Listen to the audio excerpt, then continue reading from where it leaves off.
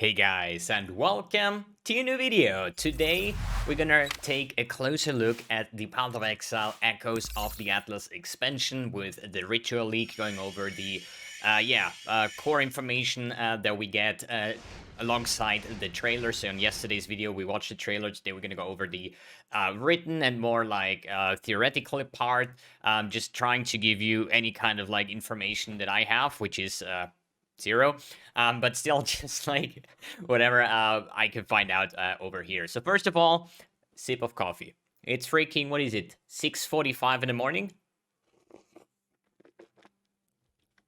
Okay, second, since I'm old AF, we need to scroll in a little bit so I can actually read what's written on the screen. So either my eyes are getting bad, the glasses are bad, or my monitor is too big, or something like that. We never gonna find out. So, Path of Exile Echoes of the Atlas. In Path of Exile Echoes of the Atlas, you'll gain even more control over your endgame Path of Exile experience by specializing each region of your Atlas within its own passive tree, crafting watchstones to refine your rewards, selecting upon up to 10 maps bosses to face simultaneously, and challenging the Atlas' new pinnacle boss, the Maven. Alongside this endgame content, you'll perform dangerous and rewarding rituals in the action-packed Ritual League, explore 19 improved ascendancy classes, discover powerful new items, and much more. God, how great would it be to have access to the new ascendancies that will come in Path of Exile 2, which is like shapeshifting. I would still love this, but in the trailer we only saw like 2 changes, I think, with like the Elementalist, and I think it was on the Ranger side of things or something. But it actually says here, what is it, like 19 improved ascendancy classes. How many ascendancy classes are there in total, actually? How about 19? Okay, it's 19. Everything gets changed, so I'm looking forward to all those changes. I think this is just the trailer. No, it's actually a 31-minute Korean whatever. What is this? Let me quickly. What is thought impossible?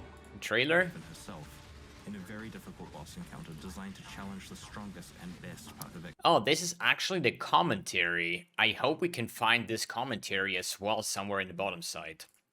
So let's move on. The Maven, that's she or her or whatever they stated in the front, basically, right? The Maven. When the Elder was sealed, and entities far beyond the borders of the Atlas of Worlds took note, God, my English reading skills are just non-existing, and turned their attention in our direction. The first such visitor is an entity called the Maven. She's hungry to witness your fight for survival against the Atlas' most dangerous foes. Accept her challenge to put your talents and mortality to the test. Should you prove worthy, she will offer you a taste of her vast power. I already know we're worthy. I mean, it's a game, right? We have to beat it, so we're worthy. I can already tell, dude. Give me some good stuff here. Prove your mettle by slaying 3 map bosses in the Maven's presence. This is probably the arena, I would say. You'll earn invitation to her realm, where she will request that you defeat these bosses simultaneously. Having demonstrated your strength, she challenges you to defeat 4 bosses, then 5, then 6, and finally 10 at the same time. Only then can you take on the new pinnacle boss of the Atlas, the Maven herself.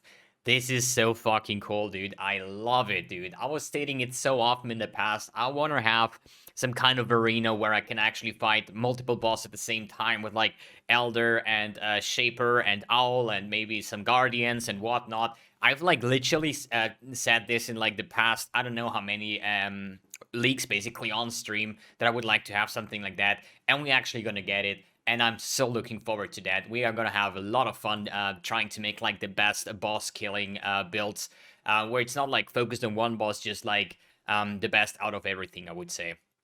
So this is just like the arena. Let me actually, god damn it, I screwed up. I'm sorry. Scroll down. So 1, 2, 3, let's go. So this is just the arena, the Maven's challenge, interact to begin. This is probably the bosses. I think it's just going to be map bosses, guardians in the later stages, I guess. That's like, oh god. Yeah, pretty much. Malachi here is the that was from Act 3, I think, something like that. What else? This guy. Wait, is this the one that gives you a skill point in Act 5 that instantly dies usually? I think it is. Whatever the name was. I was like, I haven't touched the game in like 1.5 months. I literally know nothing anymore. It's actually insane. So unlock Atlas passive trees. Take control of your Atlas by unlocking regional passive trees, which augment the content you encounter and rewards you receive while exploring those regions. So let's take a look at those screenshots here. Holy F, dude. What is this? It kind of looks like these are the watchstones, so you can actually... But these are all different skill trees. Valdo's Rest. So... Wait, what? Okay. Target farming. Hello, sir. Burial chambers. Love it, dude. I have no idea what this is. We see some ascendancies here for watchstones, I think, and there is like... No, that doesn't look like a reputation bar. It's just like left or right or something like that. That's actually, we have 164 maps. Yeah, we have 10 additional maps. But that also means that some of the maps get removed, because lastly it was 159 as far as I know. What do we have here? Oh, Glenach Cairns. This is, where is it? Like, somewhere here in this part here. So what do we have? Momentum. Lightly scrolling here. I need it big. Monumental. Areas have 10% additional chance to contain a Legion encounter. Legion encounters in area have 50% increased duration. Legion monsters take 50% increased damage while in stasis. Stasis, I think, is when you have to free them. Legion encounters in areas have 100% more likely to include a general. What do we have here on this side? We have slaying enemies close to... Oh, that's Beyond. So you have like Legion, Beyond, this one is Incursion, and then on the bottom side, it's like Strong Boxes. I forgot what the Atlas map for this was. But the first question I have, can you decide in which area you're going to have which kind of ascendancy, more or less, or basically which kind of stuff? Because if I say, dude, I want to farm my Headhunter with farming Burial Chambers, this is down here on the Valdo's Rest, somewhere like on the bottom side, can I actually pick Legion plus Strong Boxes and that kind of stuff in the Valdo's Rest, or will these skill trees be 100% in this region? I mean, in the end, you have your favorite map system. I think that will still apply here as well. Then you're just gonna pick out the best maps in the different regions and then apply the best kind of leagues that you wanna face there, or at least the ones you like the most. For example, for me personally, it's like Legion is like so freaking good. I so miss Legion League. Was like, I think, the best league I've played so far, hands down. And I would like to have Legion on every single watchstone over here. Here is Lex Proxima. As I said, no idea if this is fixed or if you can actually swap that around. Here we have actually Breaches, Sulfite, yeah, Heart of the Grove. Oh, this is how you're probably gonna get the Harvest in that case. And I still don't know if it's going to end up like in Harvest League, where people are just going to farm benches and store their crafts, and then you can just meta craft with Harvest like it was in Harvest League. Or will it be just for this moment? Let's assume now your garden is ready, you go in, you have no idea what you're going to find, but as soon as you leave the Harvest, the crafts are gone, you cannot store them. I would appreciate that more, so it's a little bit more RNG based on what crafts you get. So you need to like prepare items in your stash. If you get like fire, remove add fire for your shield, for example, remove add fist for your weapon. So you basically go into your growth more or less. And the next thing is, are we going to rebuild the growth, or is it like a pre-made growth over there? So it's like big tons of question marks, but at least we see that we're gonna have access through this map device, more or less. So let's go down here. Discover new endgame rewards. Echoes of the Atlas introduces 3 types of craftable watchstones. These valuable endgame items allow you to upgrade your Atlas and boost what types of rewards you find from maps. Players who are able to earn these powerful rewards will find that they are strictly better than regular watchstones. They can be traded, don't expire with us, and their benefits can stack. Wait, what? They can be traded, so currency, hello? We're gonna farm those.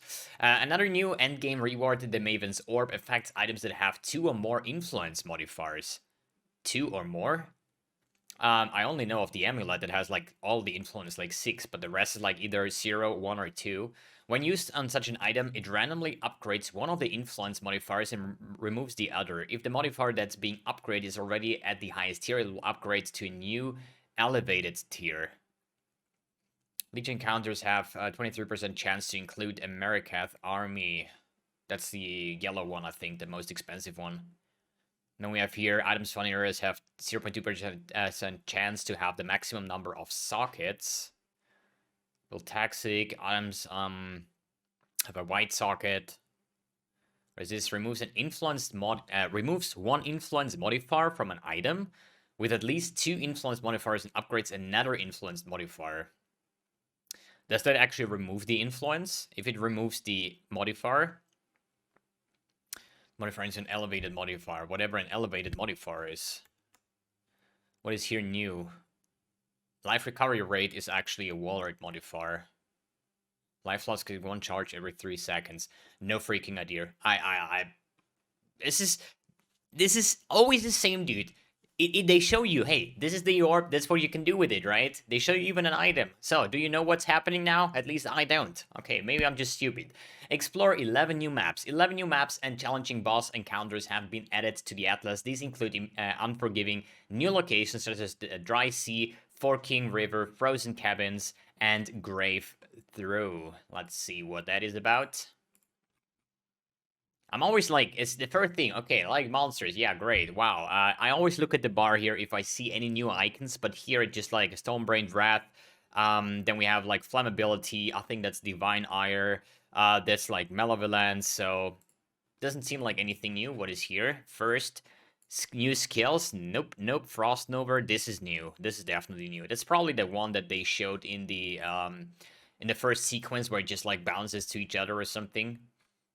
Whatever these tombstones are. Oof. Now that's bloody. That's actually interesting. Looks like some vampire style. Which, I have actually an interesting question. I don't know if you guys can answer me that. Do vampires get their nights every month? Nobody will know.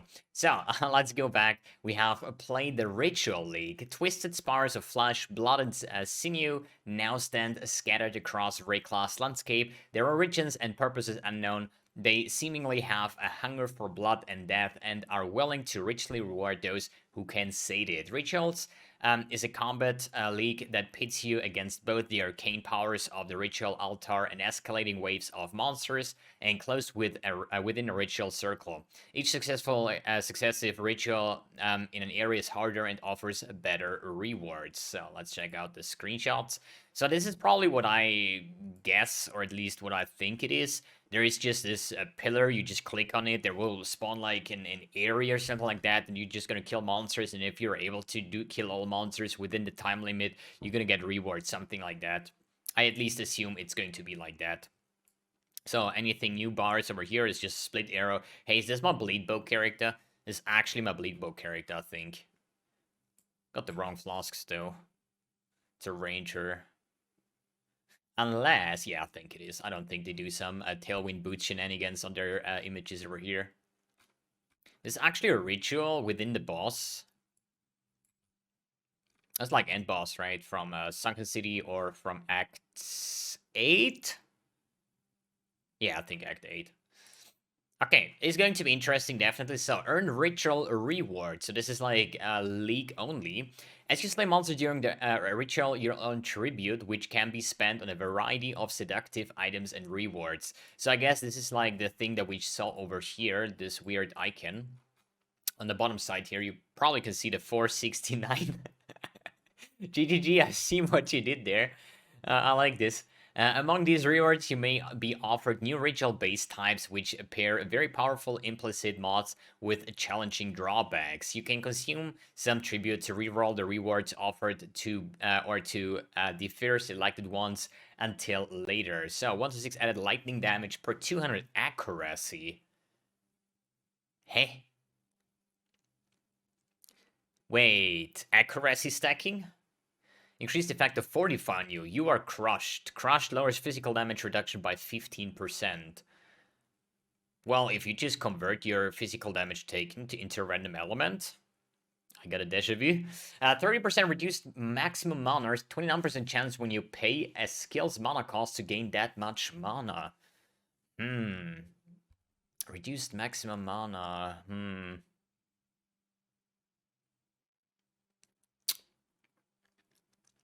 I'm like instantly thinking of some mana stacking stuff, but that doesn't really make sense in that part. So there's like defer an item. Tributes. It's just like favors.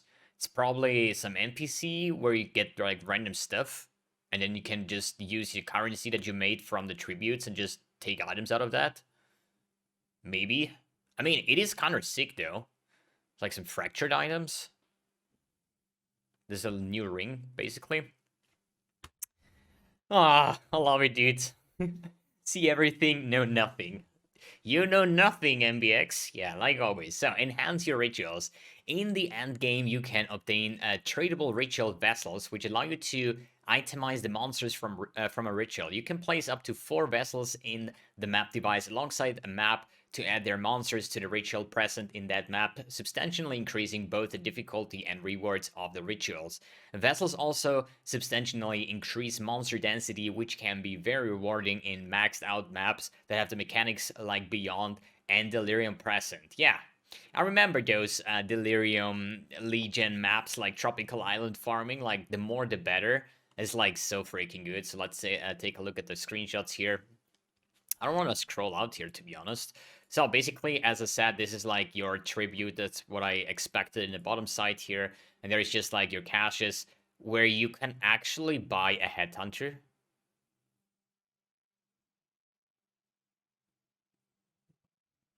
The only thing I like, kind of, which is weird, but hey, this item is great, right? So I guess he is just not enough tributes.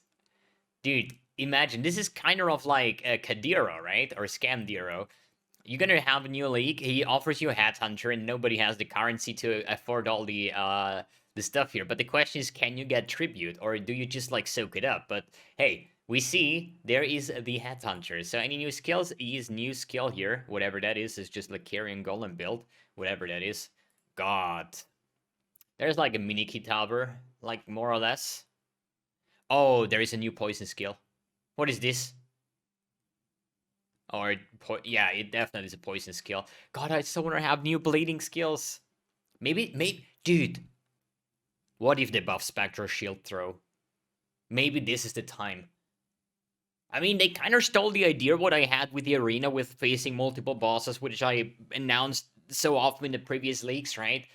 What if they listen to me? What if they actually buff Spectral Shield Throw? That would be really cool. So, stores the monster slain for the first time from a completed ritual after future use. That's probably some kind of metamorph thing, you know, with the organs, the high-level organs from the bosses.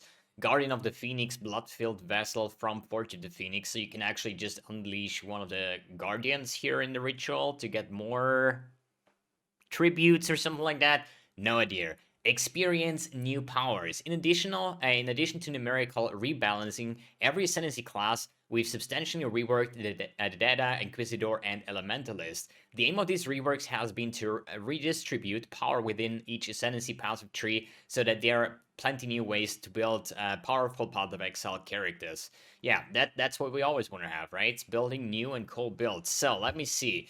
Malediction, I just like... I mean, I could open PUB now and just check what are the differences, but I'm just trying to just go just like that. So Malediction, additional curse was always like that. Effective curse, this is like no change at all, I think. Profane Bloom was the Explo one. Minions have a... Cursed enemies you or your minions kill have 40% chance to explode. I think that was 25 before. I think... So that's an Explode buff, more or less. Withering Presence, more chaos damage. I'm not sure if the more chaos damage was there. The rest seems pretty accurate, like it was. Void Beacon didn't change at all. Frigid Wake can be shield frozen, more cold damage. So that's like, I think like more damage overall. I think Occultist is a pretty much dead ascendancy after all. They lost their energy shield stuff, so, and they placed Wicked Ward in the skill tree instead of the ascendancy. It just made the occultist unique. It's not that it's a bad class, but every time I play a chaos character, I used to always play occultist, and now I always play trickster instead, because I just think it's like way better. Maybe this is the return of the occultist. Val Bastion, regen, yes. Can be stunned while energy shield doesn't seem to be different. Increased area of effect per power charge. That was like over here before. They're spending mana. So, I don't really see a lot of changes, just some numeric change. I think the more chaos and more cold damage is new. The forbidden power was actually on the top side. But it still was the same with spell or damage per power charge and area of effect. Maybe I'm missing something. Inquisitor, Hierophant, I have absolutely no idea because I never play these characters, so I cannot give any opinion on what is new, what is different, because I don't like the Templar model. All the MTXs on Templar look shit, and that's why I'm not playing anything. Whether it's a Guardian, whether it's an Inquisitor, or a Hierophant, right? And the same on the Slayer. Oh, wait, so... on the top side, kill enemies have 20% lower hits. It's like 20%. What is it? Calling strike. That was always like that. Increase attack speed for 20 seconds when you kill a rare or unique enemy. Gain increased movement speed. More damage if you've killed recently is. I think it was 20% more damage if you've killed recently. No, it was here 20% more damage with hits and ailments against unique enemies. Can it take Reflective Fist? I don't think there's any changes. Overwhelm is the base critical strike for weapons is now 8%. I think it was 8% like back in the days when they, I think in Legion League, when they reworked Slayer, I think, then they put it back to 7.5%, and now it's back to 8%, which will actually have a massive outcome in the overall building a Slayer character, which is actually pretty cool. So this is actually just some numeric value changes. Endless Hunger is the Overleech, I think. You're unaffected by bleeding. Overkill damage leeches life. Then Brutal Fervor is the life leech, are not affected for life. Reduced damage taken, increased maximum recovery per life leech. Doesn't see any changes here as well. Impact, I think melee strike range. Area of effect, deal like 50% more melee damage to enemies based on proximity. This is new.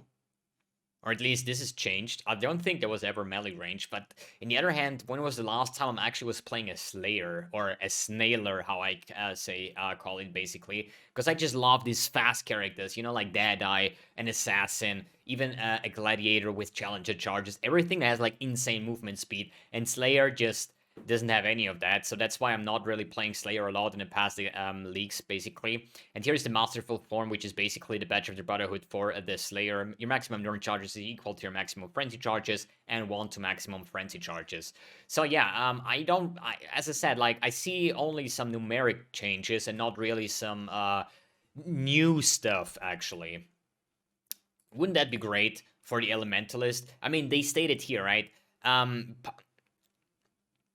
We've substantially reworked the Deadeye, Inquisitor, and Elementalist, and all of those three are not shown over here because this is Slayer, Occultist, and Hierophant, right? So maybe we, like, imagine we're gonna get back the good old Elementalist with the, what is it?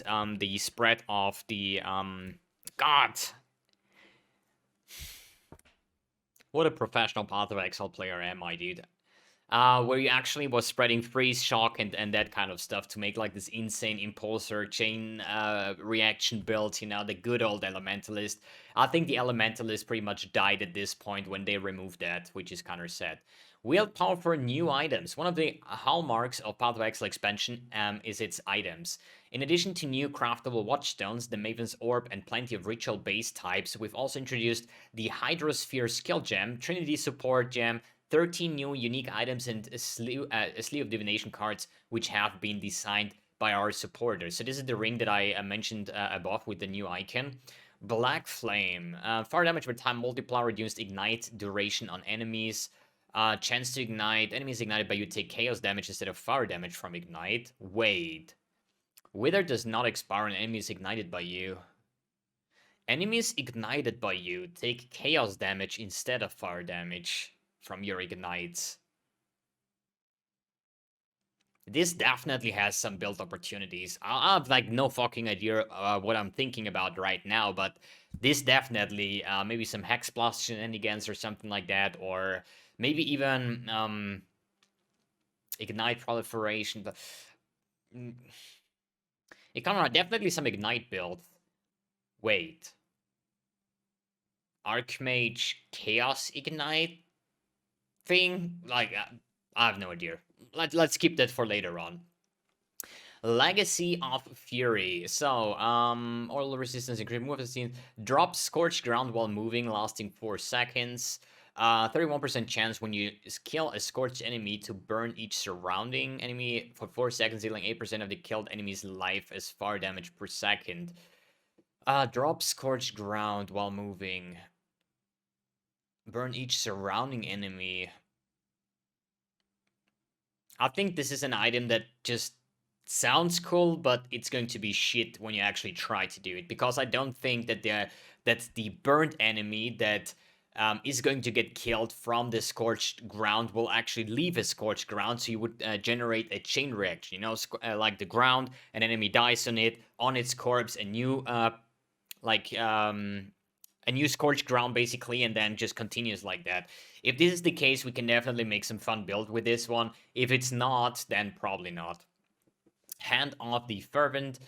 We have gain Sacrificial Seal when you use a skill, dealing you 150% of the skill's mana cost as physical damage per second.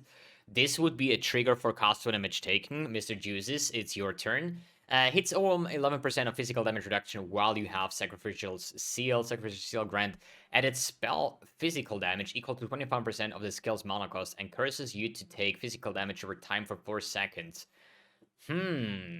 What is the first thing that I would think of spell physical damage? Blade Vortex, Poison, Assassin, something like that, maybe. So, what else do we have here? League-specific item, double influenced item, 2 implicits.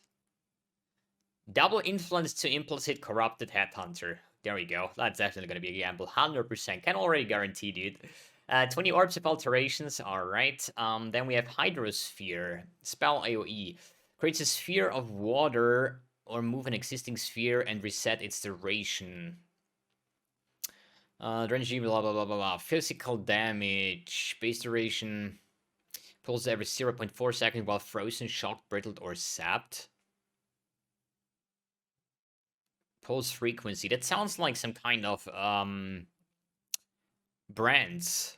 Kind of. Is it a brand? No, it's not a brand. Cold Orb Lightning Physical. 100% physical damage compared to cold, while Sphere has no ailments. While Sphere is shocked or sapped. Can you control which state it has based on the damage output? Like if you're stacking, like, let's see, do Archmage Hydrosphere, so it's like shocked basically, right? Let's see.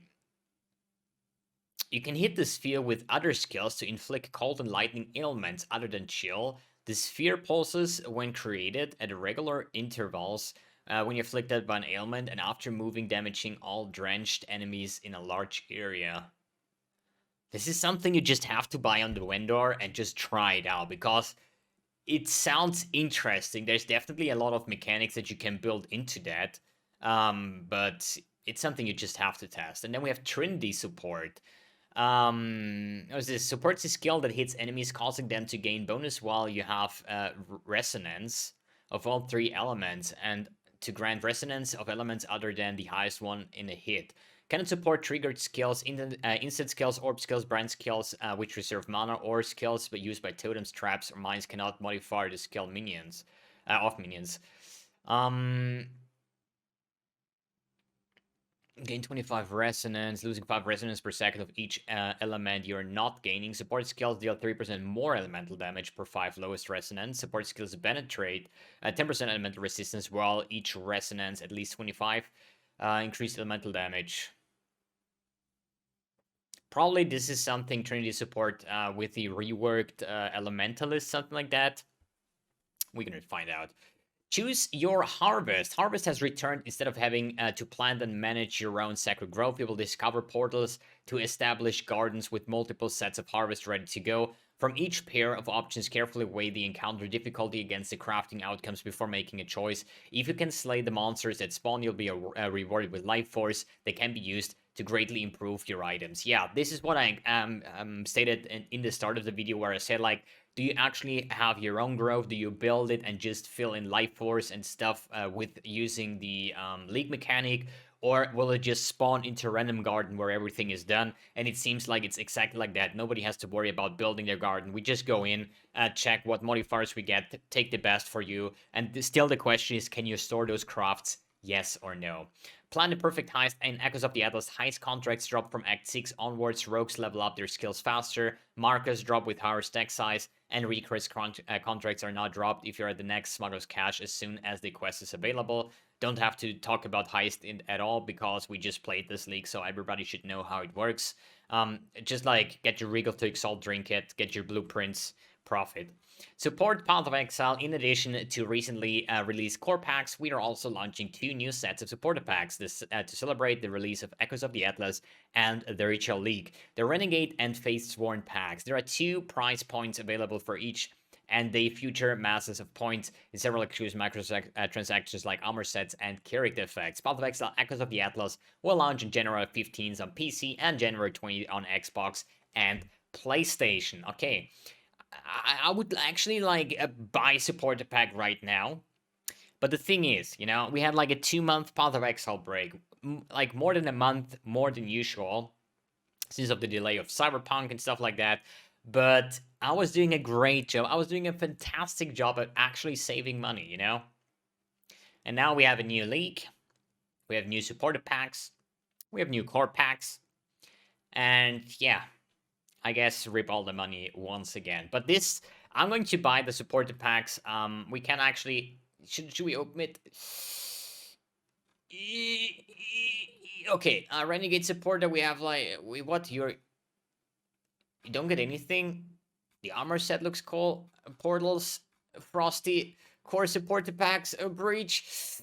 Rip my money, dude! But we're gonna take a look at them at another video. Alright, guys. Hope you enjoyed this kind of video. We've been going through everything and we know nothing, as always. God freaking damn it. Thanks for tuning in, thanks for watching, and see you in the next video.